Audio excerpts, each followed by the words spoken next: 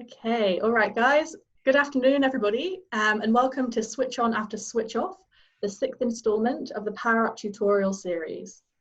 Our goal is to provide tourism businesses in the Northern Territory a space to upskill as we unpack topics that have an ongoing relevance for your business. These weekly webinars, brought to you by the Business Enterprise Development Team, Stephen Miles from Tourism Top End and myself, Anna Dakin from Tourism Central Australia, will be your hosts.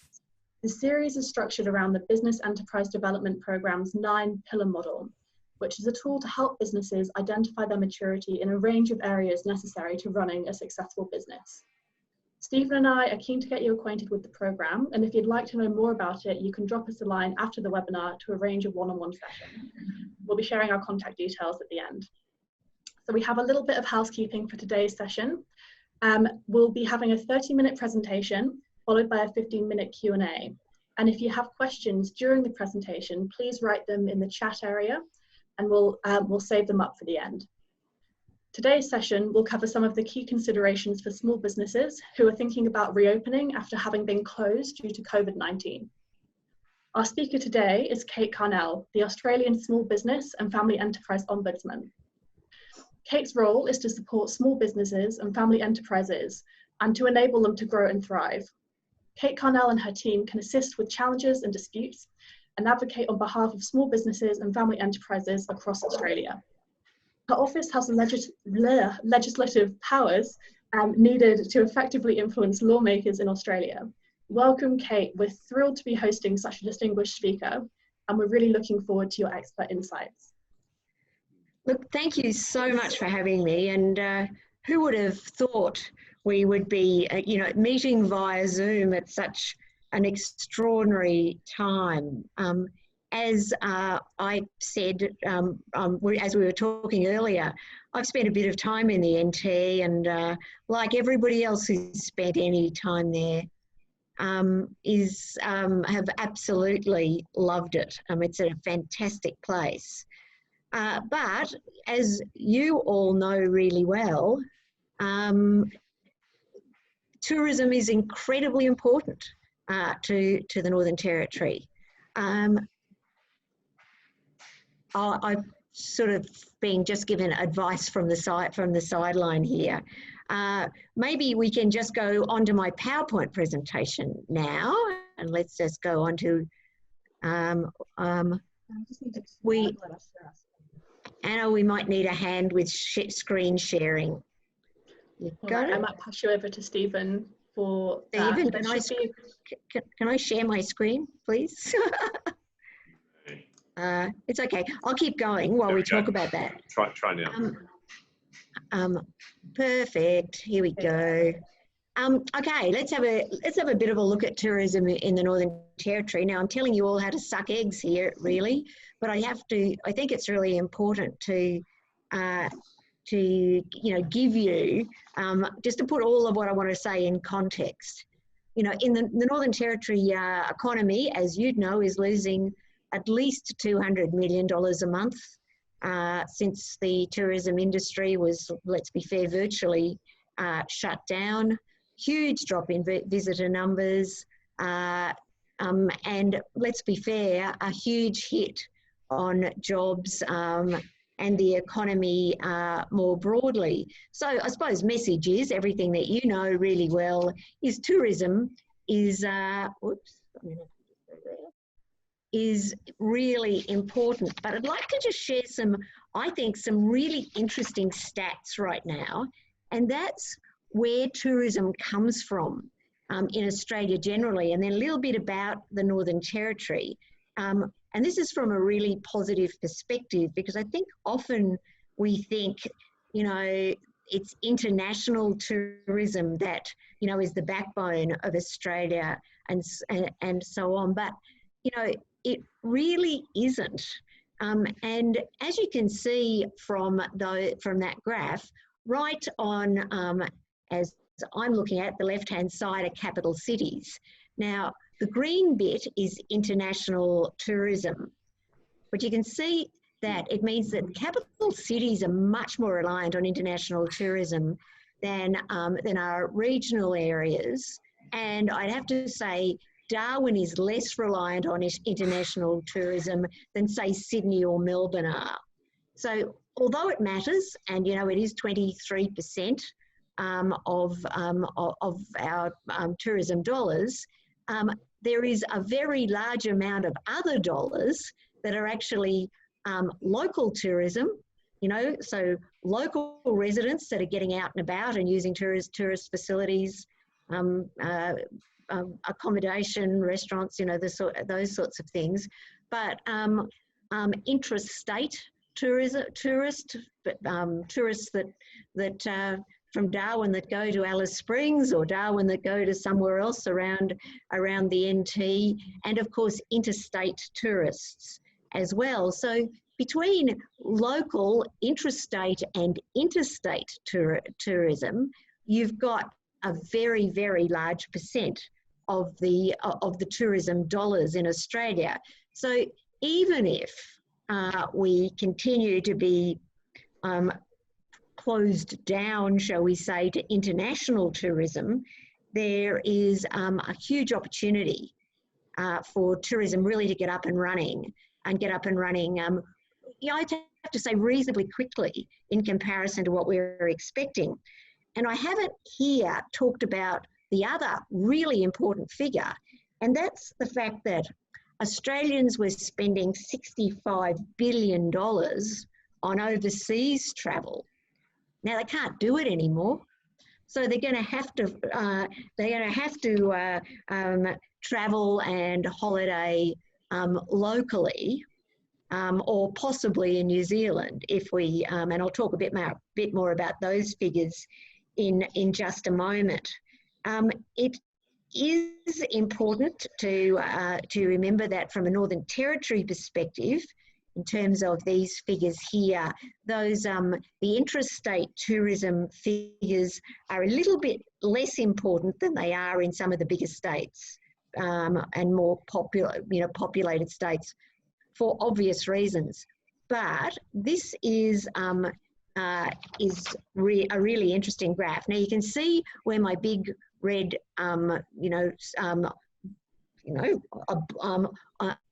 oval is down at the end of the screen. That's regional NT and Darwin, and that shows you that interstate tourism really, really, really matters to Darwin and the NT. But down at the bottom, you can see the local tourism and the interstate, the intrastate tourism figures as well. So it's certainly true that from a Northern Territory perspective, opening the borders is really, really important. In fact, much more important than international tourism, which is good because I think we're going to be struggling for a while with international tourism. These are some of the really interesting figures, and this is the supposed trans-Tasman bubble figures. As we know, New Zealand now has no active cases of COVID-19, and so they are in a really good position. So reopening flights across the Tasman will really throw a lifeline both to Australia's but also New Zealand's tourism industry. You can see those figures. I found those really interesting, that 1.43 million Kiwis visited Australia last year. That's almost everybody. No, it's not. That's unfair. But over 3 million New Zealanders travelled overseas. So on top of, it's about 3.4 million. So there's another 2 million Kiwis that travelled overseas but didn't come to Australia. And if they don't have any other options, hopefully we can grab a chunk of those to Australia when the bubble is blown up, is over both of our operations. Interestingly, 1.5 million Australians visited New Zealand last year as well. So, and New Zealand, I didn't realise that, this last dot point, that New Zealand is our second largest source of tourism after China. So 1.43 million Kiwis visited Australia and 1.44 million Chinese. So it's incredibly close. So the importance of opening up the bubble to Australian and New Zealand tourism is really important. But I suppose using all of those figures, it really shows that once our state borders are open, and if the New Zealand bubble, the Trans-Tasman bubble, can be organised, and I'd have to say it probably matters more to the New Zealand economy, even more than it does to the Australian economy, although it matters a lot to us as well. I think it's going to be absolutely essential to both countries to allow this to happen. But when it happens, you can see from my previous figures, it really addresses a very large chunk of tourism in Australia. When you add to that the Australians that won't be able to go overseas apart from New Zealand, and the New Zealanders who won't be able to go overseas to anywhere but Australia, I think it shows that there really is a capacity to deliver a pretty vibrant tourism industry in both countries, even without global tourism being available in the foreseeable future. And I think that's really important because, you know, it's important to understand that we have a solid future and we're progressing really quite quickly towards those things happening. I'm sure many of us would like borders to be open between states last week. I certainly would, but we're progressing that way and progressing quite quickly. So what does this all mean? What do we have to do? Well, I know, you know, everybody talks about innovation and it is pretty fundamental, but it has never been more important. If any of you believe that somehow, you know, all of this will happen and will then just revert back and the whole world, your whole industry, your business, others will be exactly the same as it was previously, you are kidding yourself and need to have another look at your business plan because it isn't going to. I mean, there might be the outliers that it is, but quite seriously, you know, the world has changed and it will continue to be different. So your online offerings, you know, your capacity to offer virtual tours and experience for people to be able to shop for their experience online and do that in a much more discerning way than I think they probably did in the past is really important. You know, it's true that, you know, sites like Travel Advisor and others will continue to be important, but I think what we've seen is that with so many of us living and breathing what we're doing at the moment, Zoom, you know, all sorts of other things, we actually understand the online experience lots better, are more discerning and are looking for different products, not just the same old, same old. So how we sell our product, what the experience looks like online, what the service looks like online is now much more important. I must admit, I loved the case I read last week, which was the National Wine Centre of Australia, that's in South Australia, as you know, have been hosting virtual wine tastings and masterclasses. So what they did is they sent out samples of, I think, 6 wines to people who signed up and paid, of course. They found a way to be able to pour these wines into largish test tubes without any air and properly looked after, send them out, and they conducted masterclasses for 2 hours via Zoom, and you got the taste you want. All you had to do was come up with 6 glasses for the wines and so on. And both April and May masterclasses are booked out. It's not for everybody, but it's always interesting to see, you know, quite innovative approaches that they've now got lots more people doing their masterclasses than they ever had when they were just face-to-face and reliant on tourists and locals that were actually there. And I'd be incredibly surprised if the centre doesn't continue that offering going forward. And I think, you know, one of the interesting things about this whole, you know, dreadful scenario for everybody has been the fact that so many businesses, all of us, had to pivot at some level, you know, look at different ways of doing things, different ways of interacting. Some have worked and some haven't. And the challenge is to work out what's worked and make sure it's part of your forward business model. So don't just throw it out when you can be open again, because some things are substantially better than what we were offering before. So I suppose that's where, you know, digitisation comes on board. And what I'm talking about now is how you're running your business, not, you know, not how you're communicating your business or how you're communicating with customers for a moment. I hope that one of the things that comes out of this is that more businesses in Australia have realised that you really can't run a business that isn't heavily digitised, doesn't have digital marketing strategies, doesn't have a solid underpinning software platform to do accounts, to do customer accounts, to do your own accounts, you know, all of those things. But, you know, the interesting thing is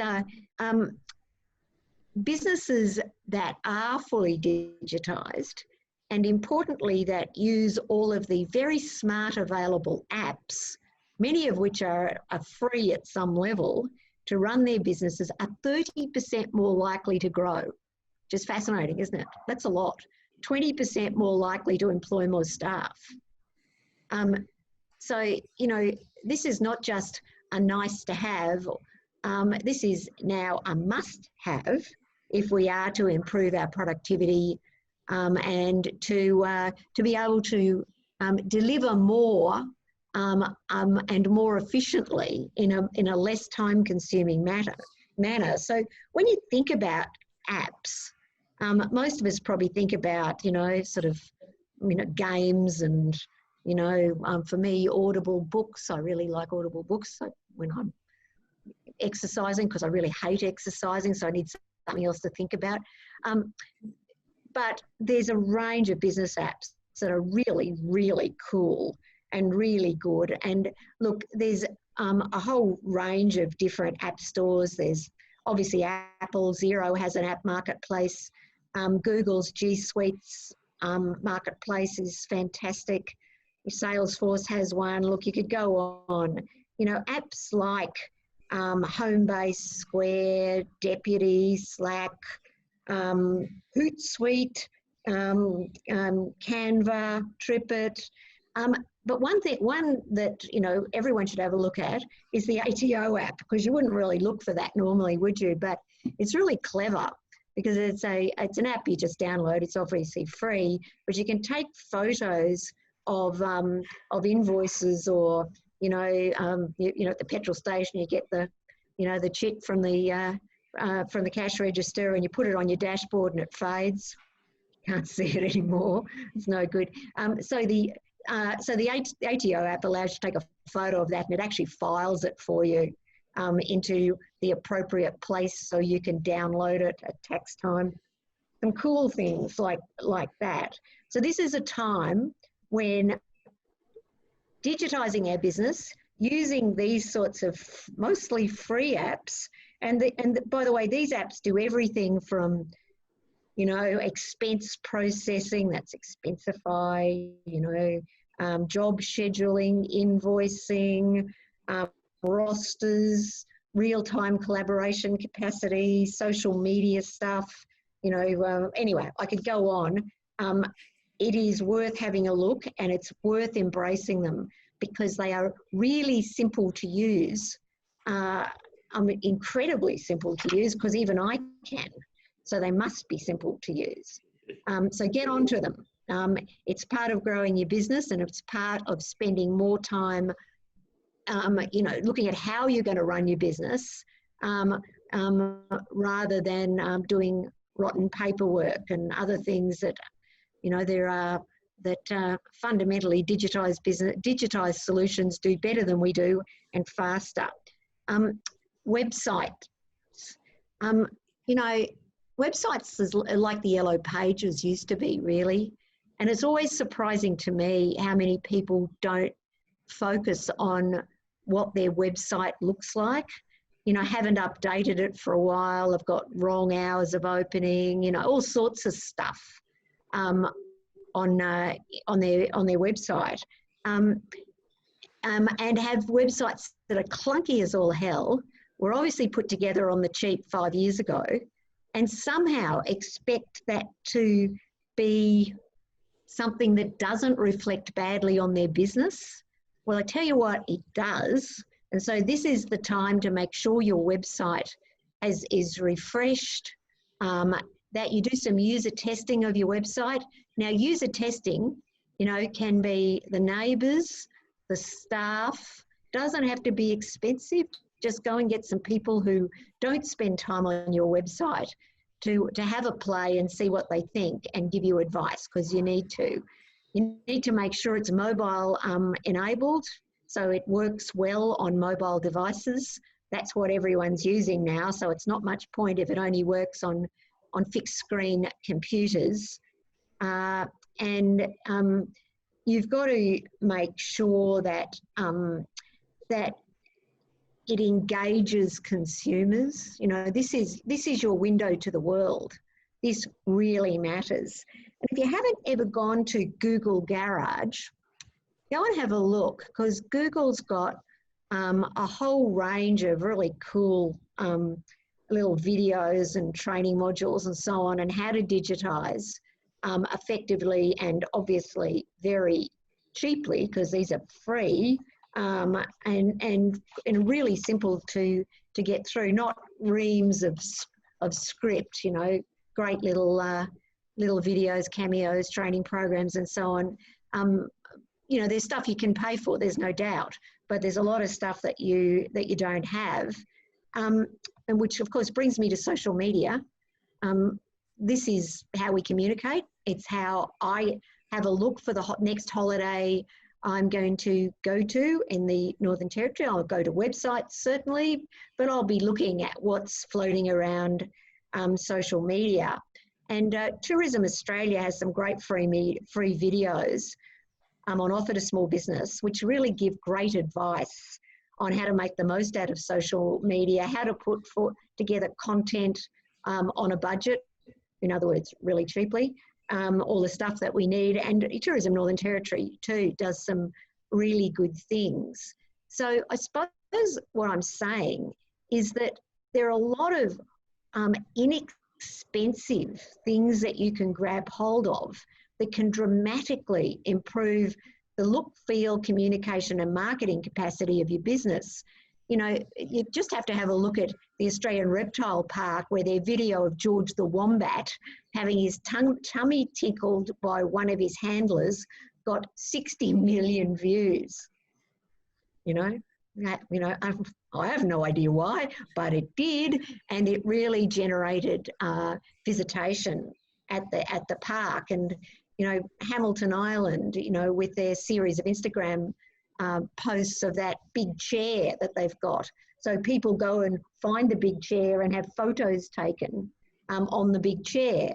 You know, people do weird things, but they work in social media, and they encourage people to visit your particular tourism venue. And you know, we all know on Instagram there is a huge number of these pretty smart ideas. I can't finish without talking very quickly about communication. Now, when I talk about communication, this is a really, really, really tough time. I can't imagine a more stressful time in business. I ran my own businesses for lots of years, so I know what it's like to have your your house riding on it, but I have no idea what it's like to literally overnight have your business closed, you know, with virtually no customers, sometimes no customers. You know, it's true that there's a range of supports from state government, from federal government, from territory government up there, but it's really hard. But it's hard for your staff too, you know.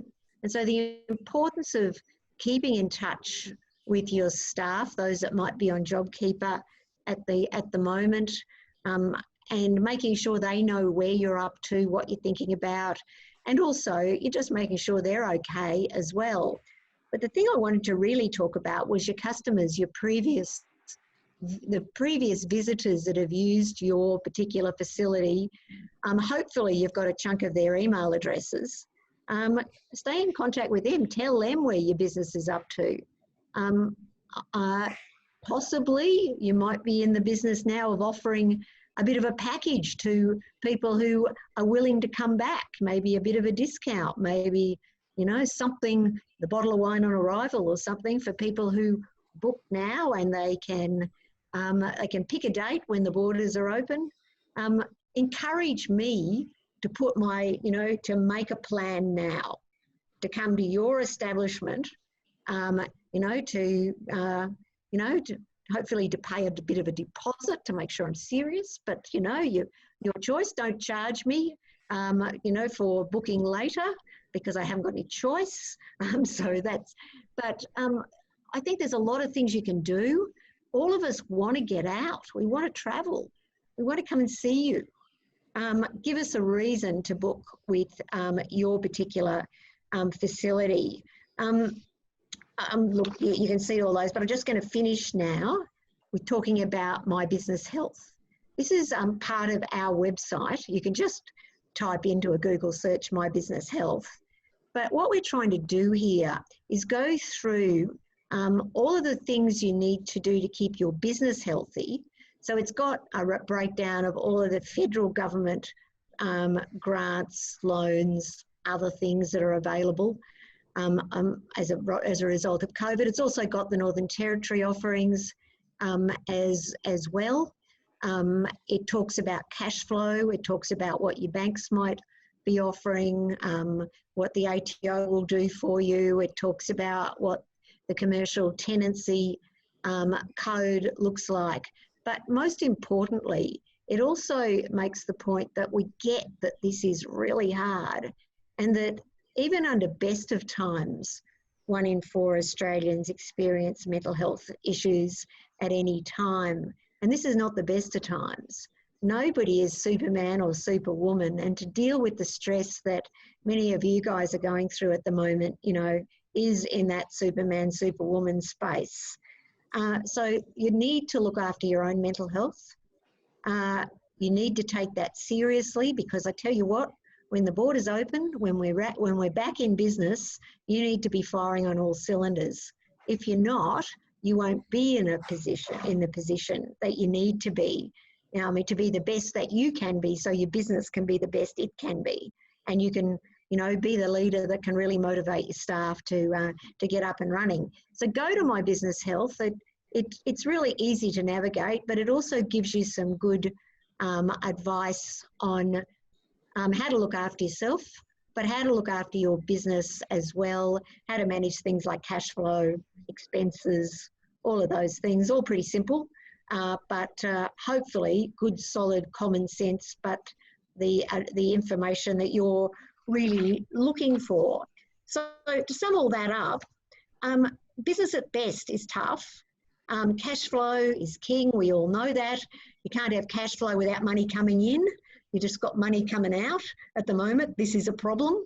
It's great that there is things like JobKeeper and so on, but this is a time to really use the opportunity to digitise your business, to get your social media stuff happening, to, you know, to look at what you're doing on places like Instagram and so on. Work out how you're convincing me to come to your business as soon as borders are open. Get me to book, because you've got such a great offering and it looks so cool. There's a lot of us over here in in the eastern states that are desperate to get to the NT will get more desperate the colder it is. I was just saying before, it's a pretty good day today in Canberra. It's 13 degrees. Yeah, so no wonder we're trying to get to the NT, really. So look, thanks very much. I'm available to answer questions now. Over to you guys. Anna. Thank you so much, Kate. That was really, really insightful. I'm going to hand over to Stephen, who's got a couple of points. Thanks, Kate. Yeah, thanks for your presentation. And it's pretty sobering to see those statistics at the start of how dire the situation really is in Australia, but also in the Northern Territory. And then I love the way that you flipped it on its head and said, but no one can travel internationally. So all of that spending that we spent as Australians overseas can now be invested back into Australia, and that makes me very hopeful looking forward. So thank you for saying that, and that was really, really heartwarming as well. Yeah, and it's probably a statistic or a point that you don't normally put two and two together, that we actually spend money out, and it's the other people that spend money in, and so it's now we can have two hands feeding the same pot, which is a nice time.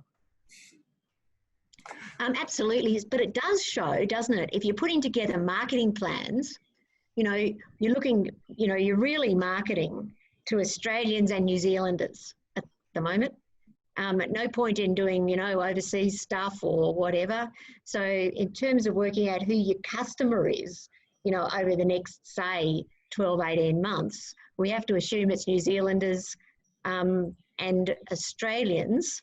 And in Australian terms, that probably means, well, it means all Australians, but where the population bases are, Sydney, Melbourne, Brisbane, and we're the ones who want to come to the NT. So encourage us, but don't forget a marketing campaign into New Zealand, because there's a lot of them that come to Australia and they can't go overseas either. So they have to spend their money coming to us. Good points. And you also talked about adopting technologies and innovating, using those digital assets to then streamline your business. So then the manual processes are out the door, because right now it's all about the technology and the online world, as we're doing today, instead of in person. And so to do that, you also shared about a number of different apps and tools that businesses can use. We've had a couple of questions around this point. One being, is there an app that you would recommend, or that you can also find out for us, that helps with rostering? Look, absolutely. Deputy is a really good one. Have a look at it. There's a number of others as well. That's just one I've used pretty successfully in the past. But do go to those app stores that I was talking about and have a look. There's lots of ranking best business app type scenarios, but Deputy does it really, really well. But it depends a little on what you're looking for, in a rostering app. Because there's things like, say, that Deputy does rostering really well. An app called Homebase does a scheduling approach with a capacity to measure hours worked. So if you happen to be in that sort of casual contractor environment, it's a way you can schedule both yours but also your staff, your contractors' work, and it can record hours worked, so you can work out what to pay them, really. There's a chunk of these things that work really well. So sorry, but Deputy's the only one I've used, but there's lots of others. I've heard some really good things about Deputy, actually. It's fantastic. And it's so easy to use. I can do it, so it's really good. That's great. We'll definitely have to check that one out. I've got a few questions to do with finance. First being, I know that you guys do quite a lot of lobbying on behalf of small businesses. Yep. Is there any specific lobbying that you're doing at the moment to encourage the government to support small businesses to get the economy firing on all cylinders again? Look, absolutely. Thanks for that question. And the answer is yes. In fact, we just released a roadmap to recovery document, which is available on our website for somebody who's having trouble sleeping. But hopefully it's not that bad, really. But in fact, it's not that bad. We only write quick documents because we understand that people don't have an awful lot of time. But the things we've focused on in that document is simplifying tax. So we said, look, let's get rid of fringe benefit tax for small business. You know, let's be able to, you know, give staff, you know, a meal or some gyms, you know, some gym visits or whatever else as rewards. You know, during the way forward, you know, we're all going to be a bit light on for cash. And of course, it's other small businesses that benefit from being able to use, you know, restaurants, being able to have dinners out and so on. So, and it also gets rid of a lot of paperwork because, you know, for all of us who run businesses, fringe benefit tax is a pain in the neck, to put it mildly. We've also suggested to government that they should they should make instant asset write-off at 150,000, which is what it is at the moment. And I think yesterday was extended, that it was extended to the end of the year, permanent, because then businesses could elect, then you wouldn't have to depreciate assets because there's not that many assets worth more than that. And remember, 150,000 at the moment is for each asset. So you can buy lots of them if you happen to have lots of money and take them off your tax immediately. You could choose to depreciate if that's better for your tax situation. We've also suggested to government that they need to legislate 30-day payment times.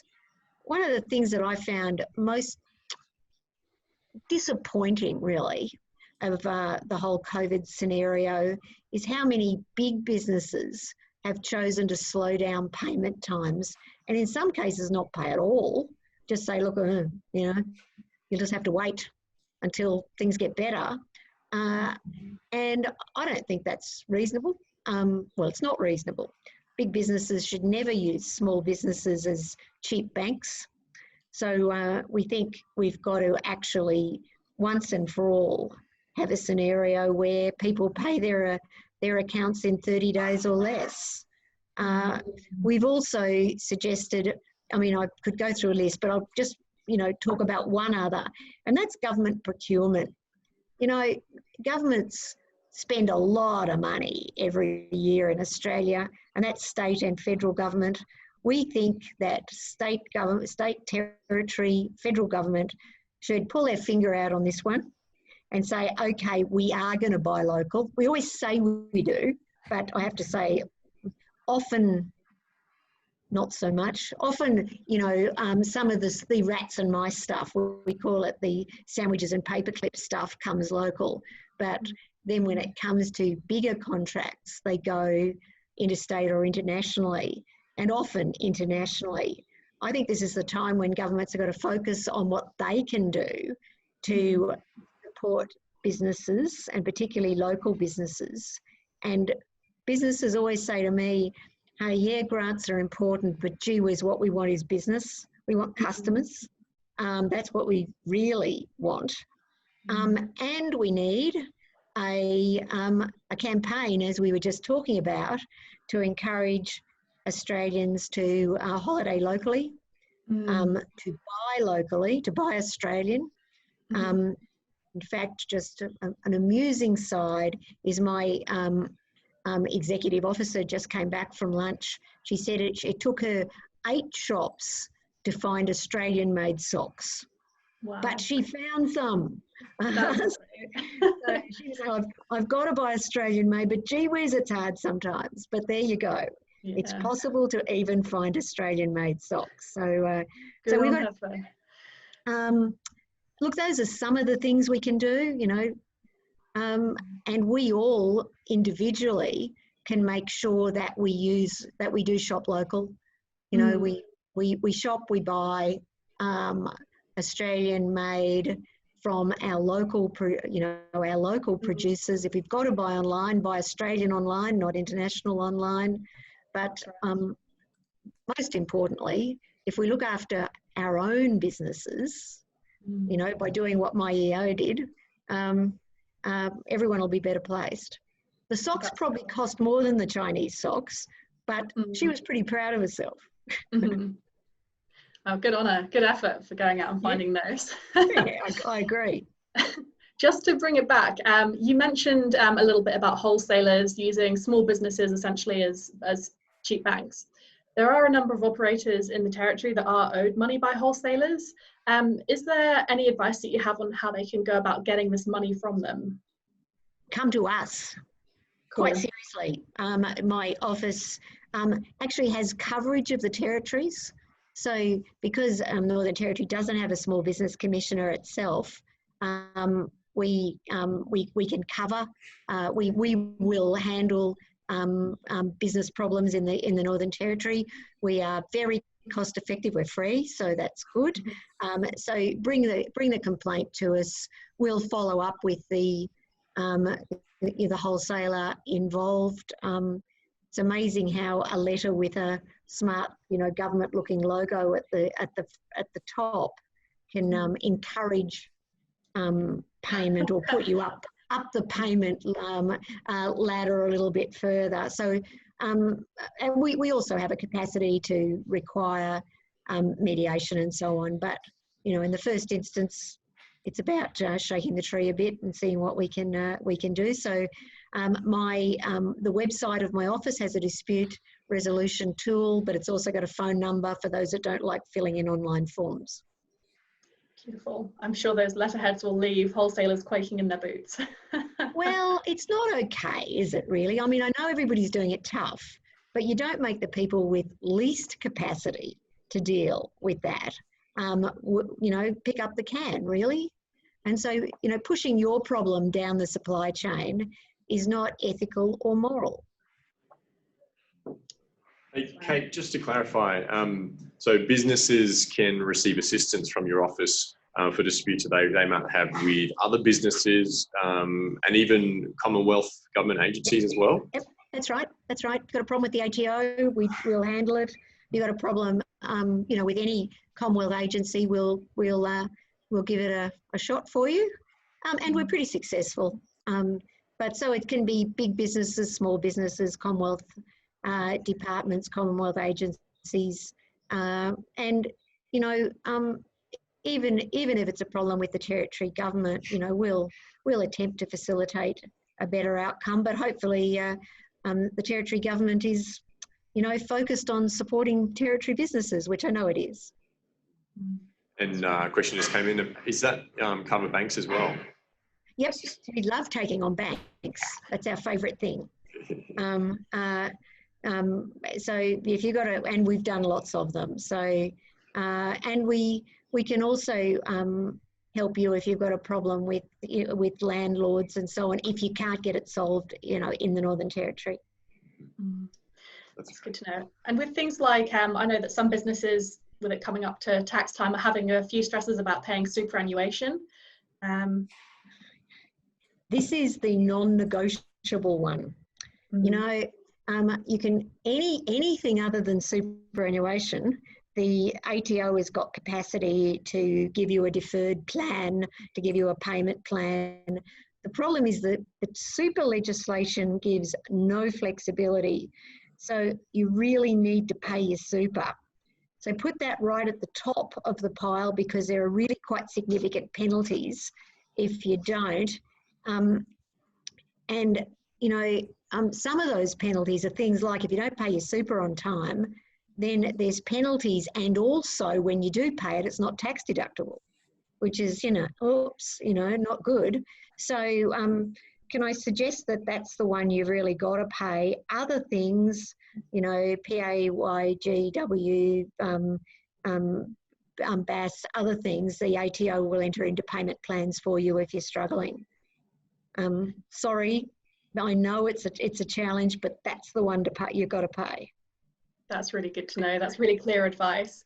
And just if businesses are having troubles with ongoing costs, or they can't afford overheads associated with reopening, is there any kind of support or advice that you'd offer businesses in that position? Look, can I say something that's probably not going to be, I told you I wasn't terribly politically correct before, but, if you can't afford overheads associated with reopening, if you're really struggling in that space, can I suggest the first thing you do is sit down with your financial advisor and really make a call on whether the business is viable going forward. On the ATO website, there's a great business viability assessment tool, which you could choose to have a look at to start with. But, the worst thing any of us can do in business is keep a business that really doesn't have a future going, because the longer you keep going, the bigger the debt gets, the harder it is, the more likely, it is that there could be liquidation, bankruptcy and other issues. So first of all, do a business viability assessment, hopefully with your accountant or your business advisor. Then if the business is viable, there's a range of options. There's the federal government has got an SME guarantee loan. Now, those are available not just from the big banks, but from a range of other entities. They can be quite small or bigger. There's no payments for the first 6 months. There is interest, so it's not free money, so make sure you work that out. But there's a whole list of companies and financial institutions that can provide that for you, and also don't underestimate some of the fintechs, the online lenders. Their interest rates are higher, there's no doubt, so you have to look at that really seriously. But sometimes they have quite short loan periods, which might be what you're looking for. As I'm sure all of everyone online today is aware of, the Northern Territory government, has a grant available, to very small business. I think I had a look at it, and it was $5,000 if you've got 2 to 4 employees, 20,000 up to 19, so on. So there are some grants available for eligible businesses. And, as much as I don't like to say this, there is a capacity to draw down on your super. $10,000 this year, $10,000 next year. Not a great time to draw down on your super, and it should be a last resort. But if you just really need some cash to get your business up and running again, it is viable. Well, your super is your money; it doesn't belong to anyone else. Yeah, that's right. The advice that you're giving about that grant there was really great. That was the Small Business Survival Fund, I believe, that you're referencing, right, which it has closed in the Territory now. Oh, has it? Oh, dear. Yeah, I know. A lot of businesses did manage to access it, and it has been a real lifeline out here. Something that we do still have going on in the Territory is the accounting firm KPMG are offering free one-on-one sessions with businesses. Yeah, just well, so there you go. That would be the answer then. There's a free session. To really assess whether your business is viable or not. Sometimes it's just not going to work going forward, and it's important to pull the plug as soon as possible in that scenario. And look, if you don't mind, can I just go on to what happens if that's where you find yourself? There's a website called business.gov.au. So, and if you go into business.gov.au and just type into the search, closing my business, it gives you some good advice on the things you need to think about. What the process is to close a business. And, it is important to remember that you do have an obligation to pay all of your employees, all of their entitlements, as part of that whole process. But it does run through, the things that that you should do, you need to do in pretty simple terms. Let's hope that's not the case, but if it is, it's important to do it efficiently and to not forget stuff, and that will help you. That's right. That's very useful. I can imagine it's probably one of the toughest decisions a person has to make to close a business, and having clear advice like that is very, very important. I'm going to hand over to Stephen now. Thanks so much for all of your advice, Kate. It's been really, really useful, really amazing. Thank you. Thank you. Yeah, thank you, Kate. It's been great to have you on here, and thank you very much for giving your generous time to us today.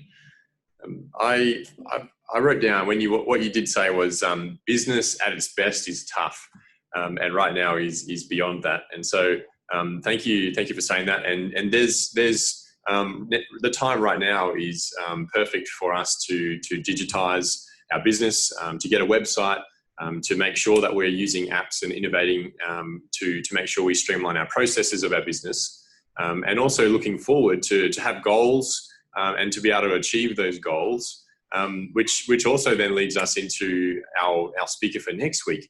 We've got a speaker, his name is Nigel Collins, and he is he says he's the global thought leader and author of Game of Inches, and he is coming on next week to share about what the right methodology and the right mindset is that you can do for your tourism business. And so that is going to be awesome. That is not going to be recorded as per the speaker's request. And so make sure that you sign in next week to watch that live, because he is a traveling speaker, and that is what he talks about.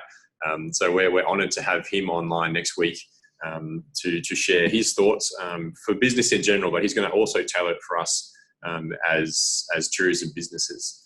So stay tuned for that. That's next week. In the meantime, tomorrow morning, which is rather soon, we're now hosting the Honourable Michael Gunner. He's the Chief Minister of the Northern Territory, and we're also hosting the Honourable Lauren Moss. She's the Minister for Tourism, Sport and Culture. It's going to be right here on Zoom, and it's the live Q&A that we normally do weekly, which we've now done ad hoc. So that's tomorrow morning, 8:30 a.m. Be sure to just tune in on that one. There's going to be a couple of awesome updates, and it would just be great to have a chat with Michael Gunner as well. If you're not already, if you haven't already completed it, and if you're open or opening, make sure that you've completed your NTG COVID-19 safety plan. That's a necessity if you do operate from now onwards. And then following it on from that, once you've done that NTG one, make sure that you're welcome to do the Quality Tourism COVID-19 Practicing Business module. So the Australian Tourism Industry Council and WorkSafe Australia have put together a customised tourism-specific self-assessed online module, and it's free for businesses. And so that's really helpful. We've had testimonies of people that have completed it, and they said it went the extra mile. It gave them a different look at their business, the facets of their business, for example, vehicles, on what to clean and what they need to put in their cleaning and risk assessments. And that also gives you recognition and digital assets and logos, and it just gives credibility in general for the tourism sector up here. So I recommend you to do that. And finally, if you're needing business assistance, same as what Kate said, and you're not sure about reopening, the DTBI Business Health Check page is a good page to look at. So I recommend going there to find out more. So that concludes our Power Up tutorial today. Thank you so much for attending, and we look forward to seeing you next week, same time, same place, and we're going to have Nigel Collins here with us to share. Thank you.